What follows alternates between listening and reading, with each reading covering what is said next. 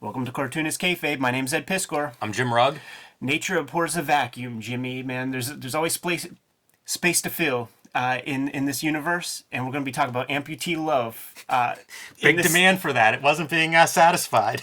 First, we do have some business ahead of time. Jimmy and I are cartoonists ourselves, man. Jim did Street Angel, Deadliest Girl Alive. This comic is available finer comic shops, Amazon, places like this. Same joints you're going to be able to find. The Red Room Antisocial Network trade paperback. Look at that juxtaposition, Jimmy. I feel like this is endemic of the Cartoonist Kayfabe channel itself. Two good-looking books right there, Ed. That's goddamn right, man. Serving many different subcultures of humanity. We have Patreons and link trees in the description below this video where you could get our books, you could support our Patreons, yada yada. What else should we say up front before we get into this romance comic, Jimmy? I think that covers it. All right, man. Like I said, nature abhors a vacuum. There wasn't many romance comics in the 70s. That sort of went away after Stan and Jack came back with Fantastic Four #1, man. So we're taking a look. 1974 is the cover date of this piece by Boats for Amputee Love from Last Gasp, man. Uncle Ron Turner. We're going to have him on the show one day talking about comics. He was, San Francisco-based, hippie energy. He would have like activist kind of comics, slow death funnies, man. That's like a ecologically minded comic.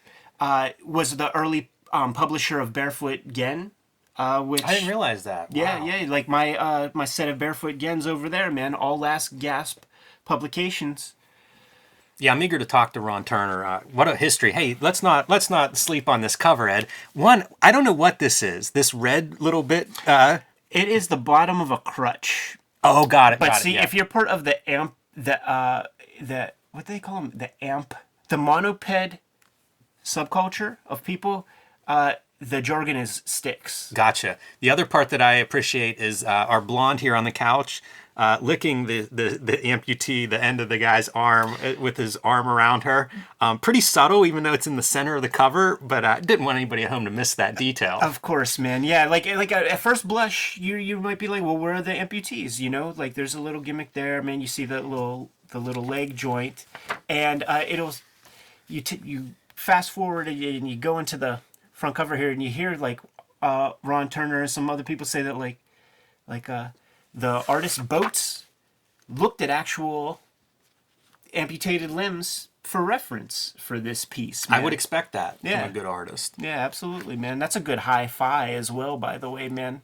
Boats with the a very unique morgue file in his studio.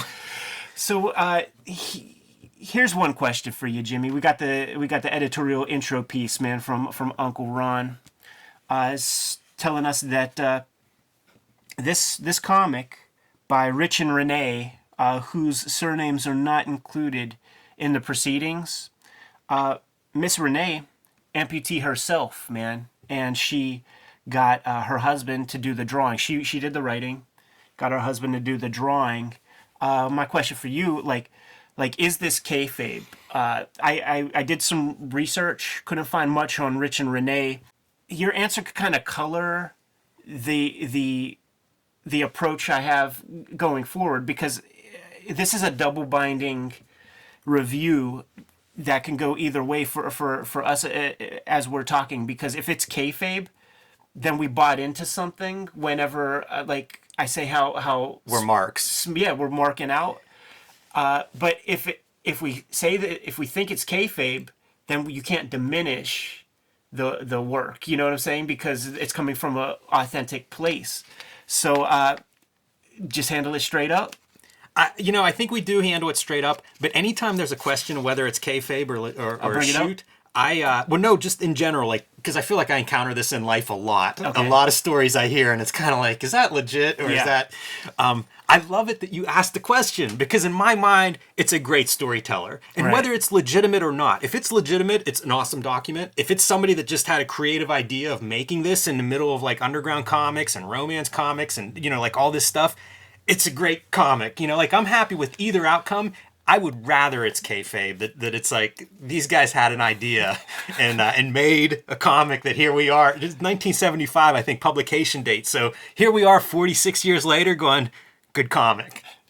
If it is kayfabe, then they're using even the inside cover, man, to sell you on that shit. Exactly. You know, like this would be the equivalent of like those documentary films, like the what they called white coders in the 50s, where it was like, here are nudists playing volleyball, or here's a woman giving birth, and just because they had a dude with a white lab coat at the beginning, Right.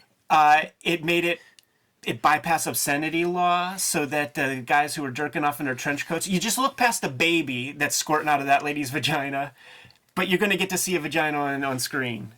Yeah, it's I kind of love not knowing. It's part of the reading experience. Yeah, Ed. they even go hardcore and get fucking MDs and shit to Right. like do a little editorial piece. If you're viewing it as kayfabe, doesn't this all add to the evidence? It's an after mag, They're dude. selling it hard. It's after, yeah. Doth protesteth too much? Is that what you're saying? Yeah, it just seems like somebody had an idea and they recognized, like, this is good. Good idea. Let's lean into it. Good idea, because it's so visual. You know, it's so visual. Perfect. And- yeah, there's no explanation needed. The cover tells you everything that we're going to find. Can I give you an origin story? Please. Because you see her, man, she's got 2 stems. Oh, yeah. And she's in the office. She's planning She's in the wrong comic. to go have an orgy with, because it's the 70s, you know? Like, all you needed was a pill to take care of anything you could contract, man, and maybe a coat hanger, depending on which side of Roe v. Wade we're on here. She's got an orgy she wants to go to with her man. Onto a wild weekend orgy. But the boss man has more work for her. He's still of that Mad Men era. He wants her to put in a bunch of work, and guess what? He's going to the club if you need him. So she's got a race to get the work done, race to get home, because she really wants to go to that orgy with her man. Tragedy. Gets hit by a bus, wakes up. We're into the comic, man. She does feel diminished as a person. With this is a common thing that happens with people who suffer such tragedies. But she's got like a clinical worker or a nurse or somebody who's going to come in who's of the same persuasion. I love the look of this comic. You know, you get a little bit of screen tone, really basic, like floor tiles. It feels like it's almost diagrams Totally. of comics. You know, like I like that. Yeah. It's a good look, and I think it's a good look for the subject that we're getting here. You get pieces too where, like, you know, it's very rough drawing, but when you see pieces like this, it's like, did you have your artograph projector and you just like trace they find opportunities to trace things, you know, not far from like a Johan Peterson type thing where it's like very crude illustration, but then you see a pretty good looking bus or a nice back 3/4 view of a nurse or something. This nurse lady, she's a swinger as well, man. But she's a swinger for a very specific, nature reports the vacuum, for a very specific niche. And then this is where you start to get into like J.G. Ballard, Dave Cronenberg, Yes. Crash kind of territory. Now, these people, it's not specifically about car crashes, but Look at the amount of text. yeah, and the different point sizes of the lettering, and even the different application of tools to put that lettering down on the page. This is like their first comic or something. It is, and that's fun too because you're seeing the mix of different screen tones and even use of screen tones. Like how bizarre is that? You know, that cloudy shadow behind that figure, something you wouldn't see very often with the screen tone application. But then, like, you know, a grease pencil or some kind of dry media creating some of these marks. Yeah. I love the aesthetic. I think it looks really good. When she gets out of the hospital, goes back to her man, he's basically saying, you know, you and I could still maybe get lunch every now and then, far away from here, but I can't be seen with you anywhere close by. Man, that's right out of a romance comic. It is. That is right out of one. Fetish, you know, like fetish art for, we're going to draw the sexy nurse or whatever, and then like when you're drawing Joe Schmo, it's just dash it out. Yeah. Reminds me of like an Eric Stanton or something, like the way these figures all look, and obviously the emphasis is on the figures, you know, sparse line, very simple backgrounds because we're selling the figures here. We are selling the figures. The one nurse lady, she's like, you're not a diminished person. Like, there are things you could do with that stub that are going to knock people's socks off. So here's where we're getting into the visuals, man. Where it packs the punch. Still able to make that orgy after all. Yeah, yeah. It's just like, different batch of people. This is a reasonably, like, I think this guy has all of his gimmicks, but he's got an interest, and Clearly. yeah, yeah, yeah. Really impressed that the caption is real good. It's like she has a sort of hop on one foot, but he loves it because it makes her big boobs bounce. Sexy, man. And they're so into each other, they didn't even shut the door. There's such subtle stuff too, like his cock on her leg. Yeah. It's small. She's using it. She's using what she... It's really interesting cartooning. Like we were talking about the creators and whether they're legit or if it's somebody, working under a pseudonym to do this. The choices look like an early cartoonist, like a first-time kind of guy that's coming from a little bit of drawing, but not regular with comics. They've got an idea. They've got a point of view. They're seeing these underground comics flowing through San Fran. Have some facility. Let's draw some shit, man. This is the two ladies. See, when after the accident, she can't stay with her guy anymore because he doesn't want her. So she stays with the other nurse lady. The kids are staring, and the nurse lady's just like, just smack the kid in the ass with one of your sticks. Send them on their way. It's amazing, like carrying their groceries. Right, and then you see like a little kid watching and stuff. So they're going to a kind of like a porno office. For very like specific niche things. So what these girls do, like, you basically you try to talk guys into fucking on video. So and then they sell the video. It becomes like a big income stream. Yeah, I think I saw a John Byrne comic like this. Right, might even cover it very soon. If we haven't already. It did make me wonder, like, where this stuff comes out of, like, concept-wise. Yeah. Because, I'm interested... I mentioned Eric Stanton, who's doing adult comics at this time. Yeah. Obviously, exploitation movies, if you follow my work, that's a big influence on my stuff. And it feels like all of these things are kind of in the soup, porno, at this time. Porno chic. Right. Almost mainstream. I don't know the dates of Deep Throat, right. But it must be around here. And if you have Deep Throat...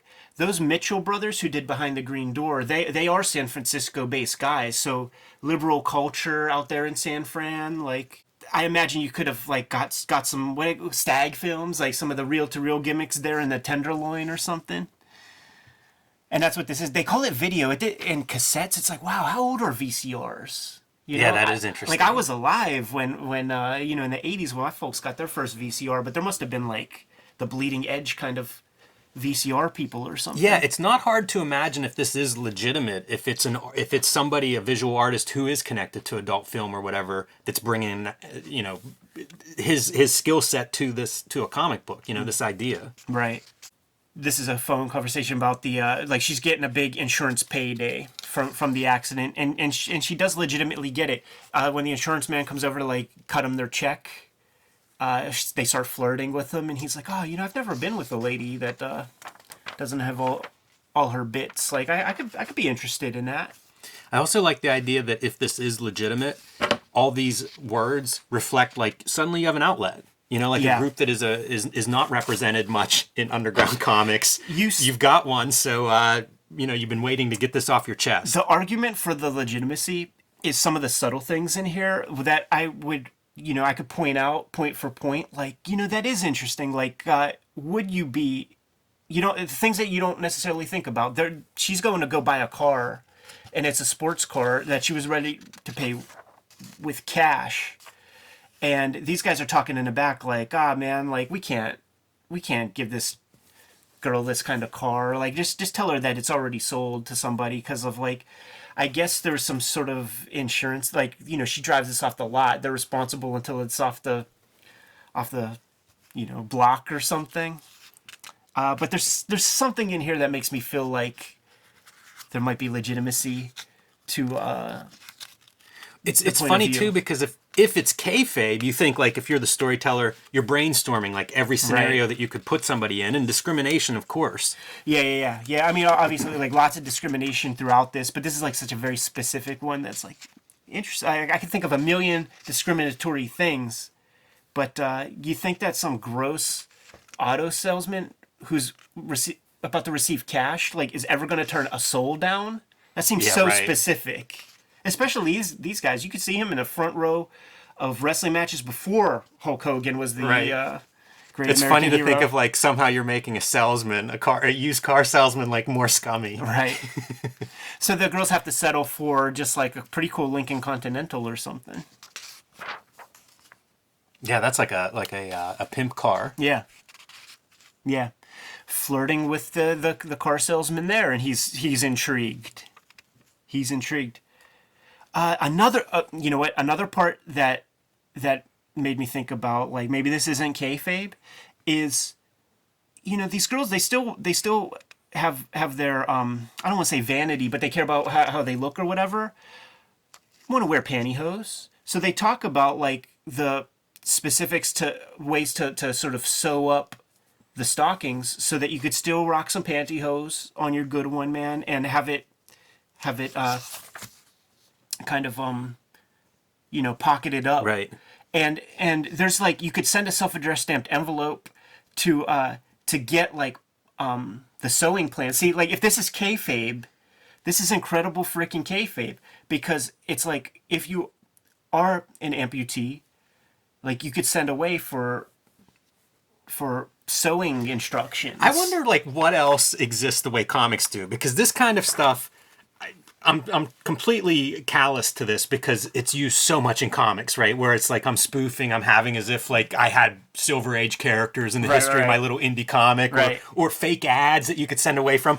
You know, like, I'm used to all that in comics. And so in my mind, it's like, this is more proof of, they're just using techniques that Chris Ware, and you know, we all use these.